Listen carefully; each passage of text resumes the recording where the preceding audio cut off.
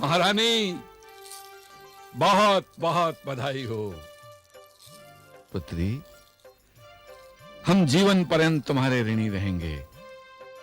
तुमने चित्रवाहन वंश को यह पुत्र प्रदान करके मणिपुर को भावी सम्राट दिया है। महारानी, हम अपने राजमंत्री को निर्देश देंगे कि भावी सम्राट का जन्मोत्सव धूमधाम से मनाया जाए और हमारे समस्त मणिपुर में दीपमाला की जाए।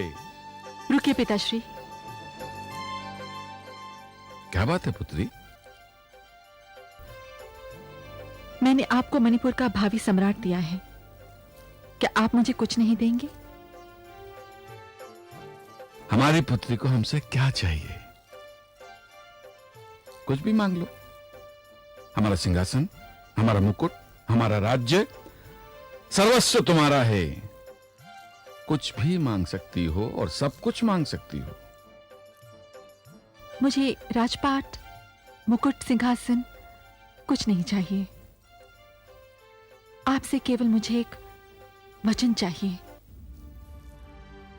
वचन? कैसा वचन पुत्री?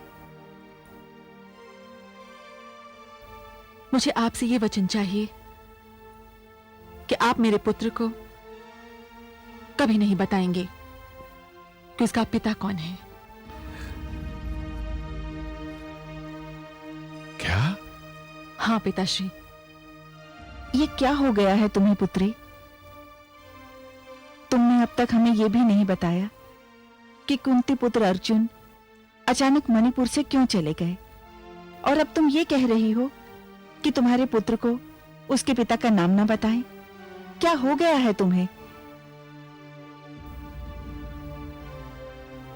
इन दोनों बातों का संबंध मेरे निजी जीवन से है माताश्री, और मुझे अधिकार है कि मैं अपने निजी जीवन के विषय में किसी प्रश्न का उत्तर दूं या ना दूं।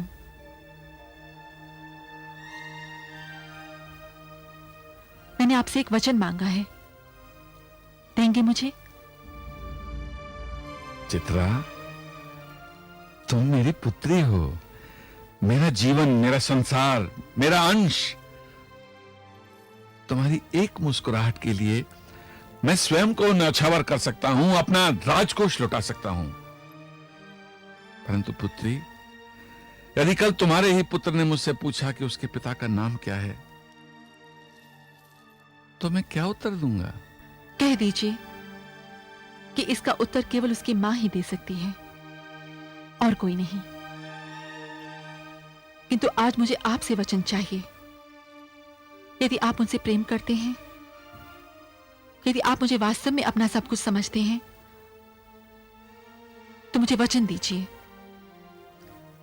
कि इस भेद से उस समय तक पर्दा नहीं हटेगा कि मेरी कोख से जन्म लेने वाला पुत्र अर्जुन की संतान है, जब तक मैं नहीं चाहूंगी।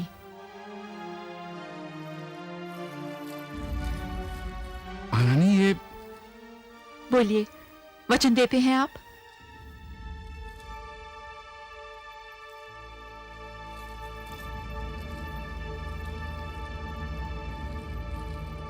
यदि हमारी पुत्री का सुख इसी में